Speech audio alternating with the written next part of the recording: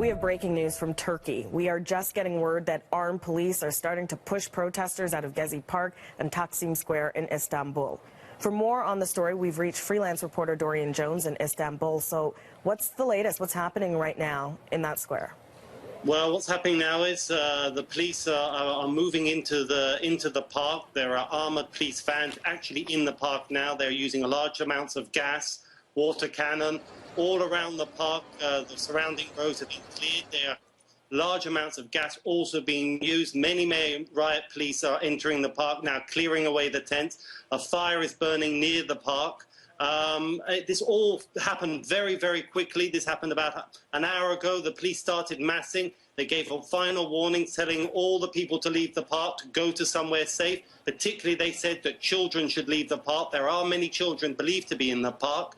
And then a few minutes later, the police started moving in, using large amounts of gas. And the riot police, with batons outdrawn, started clearing away the park where there are hundreds of tents and believed to be thousands of people. People have been gathering very quickly because there was an expectation this would happen, because earlier in the day the Prime Minister gave an ultimatum saying that this park will be cleared within 24 hours and said that if they didn't leave peacefully, my security forces will know how to deal with them. And he seems to be very true to this word, because the police are now moving in a pretty tough way, large amounts of gas and water cannon being used. Yeah, and the Prime Minister has not backed down so far, and clearly it's showing through this breaking news that we're reporting on right now.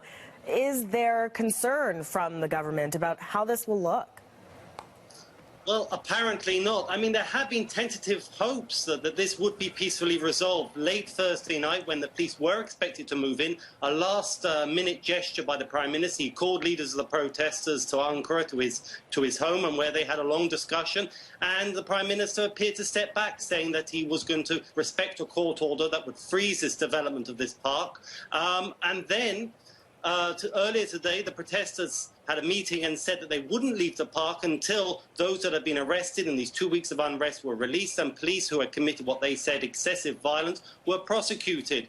But they did say that they would reduce their presence. But that didn't appear enough for the Prime Minister. And addressing a very large party rally in the capital, Ankara, he launched an incredibly defiant speech describing the protesters as marginal, vandals, anti-Islamic. The Prime Minister comes from an Islamic background, and said that they were pawns in a part of an international conspiracy against his government. And he said that this will be brought to an end. He got a massive applause for that. And he is carrying out those words. Tomorrow he will come to Istanbul for another massive rally. And I think he really wanted this process ended before he spoke to his supporters.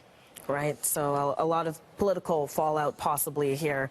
Thank you for this. We'll keep tracking this breaking news for you throughout the afternoon. But that's Dorian Jones in Istanbul.